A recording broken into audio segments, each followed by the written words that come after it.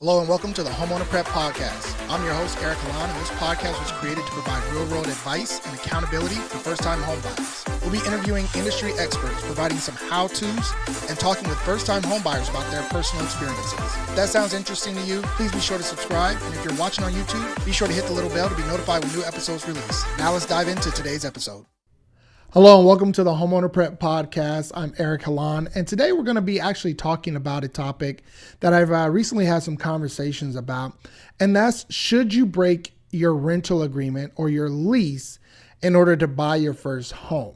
So I know this comes as kind of a moral decision, if you would, trying to stay true to your word. Yes, you've signed an agreement saying that you're going to stay in a place, whether it be a year, 6 months, whatever the case may be, but now you're ready to buy a home and you're qualified to go out and buy a home. So you have a decision to make. Should you break your lease or should you stay put and then start your home search as you get closer to the end of the lease? So I'm going to talk about a few things that you should know in making that decision. Obviously, every situation is going to be different, but I'll give you a few pointers just to kind of help you understand when's a good time, some do's and don'ts, if you would, that'll help you understand exactly if you should make that decision. The first thing you have to do is you have to be able to review the lease that you have. So get the paper copy or electric copy of it, go through it, and really dig deep into it. Find out if there are any clauses in your current lease that would allow for early termination. Find out what are the details of, the termination process. If you early terminate, what are you on the hook for as far as monetarily? And then also finding out some different details as to, if you can maybe sublease the property, things of that nature. There are some contracts, some rental agreements that will allow you to sublease your place to somebody else. And so that's one way that you can kind of get out of the lease, so you can go and buy a house, but then you can rent it to somebody else. Or if there's an early termination fee, it'll be listed in the actual agreement itself. So that is definitely the first thing to do. Dig it up, find that lease, go through all the details in that lease, and make sure that, you understand what is the early termination clause of this agreement. The second thing you might want to do is actually find out from your circle of friends, family members, if there's somebody who's looking to rent a place like yours. So if you're in, say, a single family home that you're renting, it's a 3-bedroom, 2-bath, reach out to your network. In some tight rental markets, it can be really easy for you to find somebody to take over your lease. And if that's allowed by the landlord, then that might be an avenue for you. Because early replacement seems to be a better alternative to just canceling the lease, because now you're doing the due diligence and actually finding somebody for the landlord and just putting them in to fulfill the remaining time left on the lease itself. So they will move right into the remaining term of the lease. So they wouldn't necessarily sign a new one, but then they could sign a new lease at the end of that term. Chances are the landlord's going to want to raise the rents incrementally after the term of that lease, and that's why they would do that. So they wouldn't offer a brand new lease, but they would just replace you as the tenant, and then just have somebody fulfill the remaining term of that lease. The next thing you can do is actually another alternative. The landlord cannot charge 2 people for one place. So with that being said, you can actually have the landlord market the property. You can give them permission to go ahead and market the property, let them know what you plan on doing, that you're in the process of buying a home, and that, especially as you get into escrow, it might be a really good time to let them know, hey, I found a place, we got a 30-day move-in, 60-day, whatever the case may be. And I'm going to go ahead and terminate early, but I want to give you time to find a new tenant.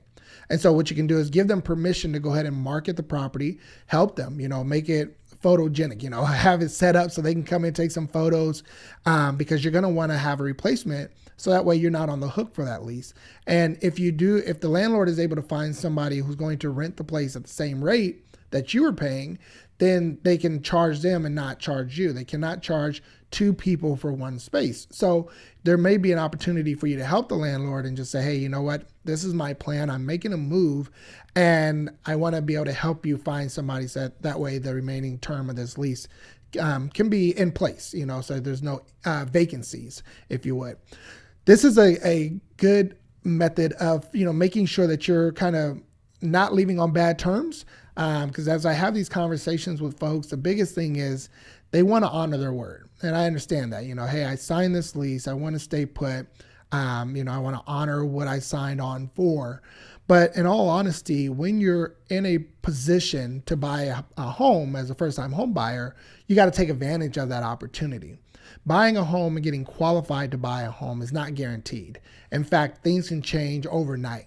And so if you are able to get qualified, get out and buy a home, you should take full advantage of that no matter what your current rental status is, because you're going to find that there's more opportunities for you to lock in a place of your own, build up the equity and things of that nature, and let that offset the cost of even if you had to pay to terminate your lease. And that's really the next point that I want to make. When you're in an appreciating market, this is even more important. As home prices are going up, you have to take into consideration that the homes that you're looking at are going to go up in value every single month. And so you're actually costing yourself by waiting to the end of the term of your lease. And so let's say you're 6 months out from the end of your lease and you're qualified to go out and buy a home. You're going to want to get out and go do that, because let's say home prices are going up 10% a year. Well, that's 5% in 6 months. What are home prices going to look like at the end of your lease versus what they are now? So let's say you had a termination fee of $5,000. You had to pay out the rest of that lease, or, early termination fee, whatever the case may be. But home prices in that 6 month time are going to be up $25,000. Well, now you see the benefit, right? So you want to go ahead and buy the home with the current rate, because again, if you're in not only an increasing market, but if rates are going up around you as well, then, that's something to consider as well. What are your payments going to be? So you look at it and say, okay, it'll cost me $25,000 to wait to the end of the term of this lease versus paying $5,000, $6,000, $8,000 now to go ahead and terminate the lease and move out and buy my place. So definitely take that into consideration. Again, it's not a one size fits all. There are different circumstances, different rental agreements, different states.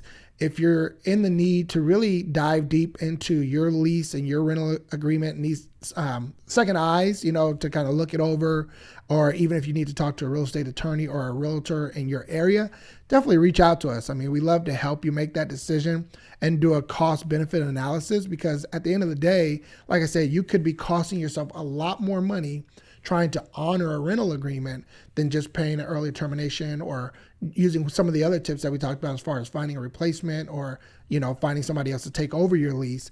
So, do yourself a favor and really get to the nuts and bolts, find out what's going on in that agreement, and then see who can help you kind of make your way out of that rental agreement and to your first home.